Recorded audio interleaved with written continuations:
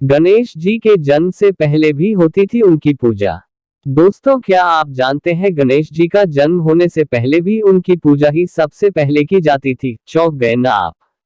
पर ये बात बिल्कुल सच है, क्योंकि भगवान शिव और माता पार्वती के विवाह के समय भी गणेश पूजन पूरे विधि विधान के साथ किया गया था। अब सोचने वाली बात है कि जब गणेश जी का जन्म देवी पार्वती और शिव जी के विवाह के बाद हुआ था, तो इनकी शादी में उनकी पूजा कैसे हुई। आपको बता दे, पुराणों में गणपति जी के जन्म से जुड़ी कई कथाएं बताई गई है, और सभी कथाएं एक दूसरे से थोड़ी अलग ही पाई जाती है। एक दूसरे से अलग होने के बावजूद सारी कथाओं में ये समानता है कि गणेश जी का जन्म शिव जी और पार्वती जी के जरिए ही हुआ है। वेदों और पुराणों को न समझ पाने की वजह से लोग इस बात पर शक करते हैं कि अगर गणपति जी देवी पार्वती के पुत्र हैं, तो शिव जी की शादी में उनकी पूजा कैसे की जा सकती है।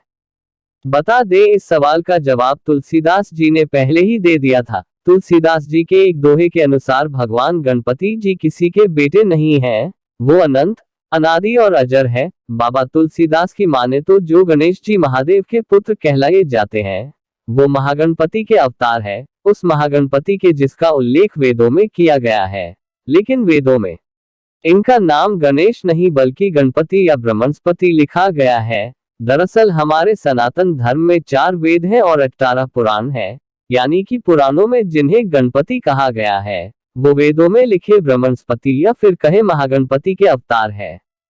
कहा जाता है कि देवी जगदम्बा ने महागणपति की तपस्या करके उनसे ये प्रार्थना की थी कि वो उनके पुत्र के रूप में अवतार ले। माता की प्रार्थना स्वीकार करके महागणपति ने उन्हें मां बनने का सौभाग्य दिया और पुत्र रूप में उनके घर में अवतरित हुए। आसान भाषा में कहे तो जैसे विष्णु जी अजर अमर है और राम, कृष्ण, वामन आदि उनके अवतार है, ठीक वैसे ही गणेश जी महागणपति के अवतार है। अब आपको गणेश जी के जन्म की 3 कथा बताते हैं, जो एक दूसरे से बिल्कुल अलग है।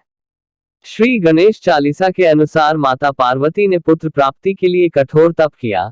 तप से प्रसन्न होकर श्री गणेश ब्राह्मण का रूप लेकर आए और उन्होंने माता पार्वती को बिना गर्भ धारण किए ही दिव्य और बुद्धिमान पुत्र की प्राप्ति का वरदान दिया। वरदान देकर वो अंतर्ध्यान हो गए और पालने में बालक के रूप में आ गए। पालने में बालक देखकर माता पार्वती खुशी से झूम उठी। भोलेनाथ और पार्वती जी ने विशाल उत्सव रखा और सभी देवी देवताओं को बुलाया। सभी देवताओं के साथ शनि देव भी आए, लेकिन अपनी दृष्टि की वजह से वो बच्चे को देखने से बच रहे थे। किसी तरह से कुचाकर जब वो बालक को देखने पहुंचे, तो उनकी किंचित दृष्टि पड़ते ही बालक का उसका सिर आकाश में उड़ गया। उत्सव का माहौल मातम में बदल गया। तभी तुरंत गरुड़ देव को चारों दिशा में उत्तम सिर लाने को कहा गया, जिसके बाद वो हाथी का सिर लेकर आए और शंकर जी ने उसे बालक के शरीर से जोड़कर उसमें प्राण डाले। तब से गणेश जी का सिर हाथी का हो गया। वहीं दूसरी कथा शिव पुराण में दी गई है, जिसके अनुसार एक बार देवी पार्वती ने अपने शरीर से हल्दी का उपटन उतारा और उससे एक पुतला बना दिया। इसके बाद उन्होंने पुतले में प्राण डाल दिए। इस तरह से गणेश जी का जन्म हुआ। इसके बाद जब वो नहाने जा रही थी, जो उन्होंने गणेश जी को आदेश दिया कि तुम यही द्वार पर बैठो और जब तक मैं न कहूं किसी को अंदर नहीं आने देना।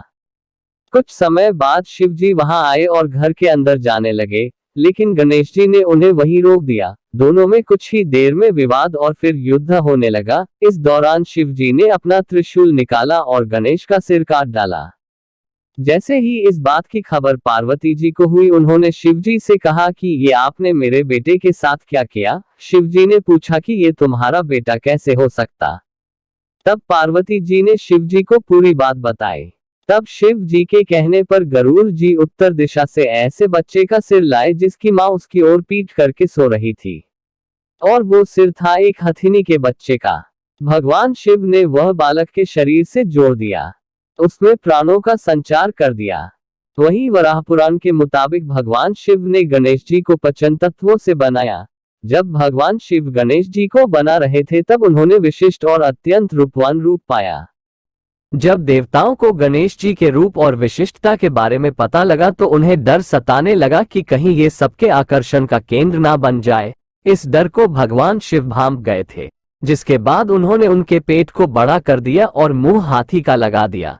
मित्रों, ये वीडियो आपको कैसी लगी हमें जरूर बताना, और वीडियो को लाइक करना मत भूले।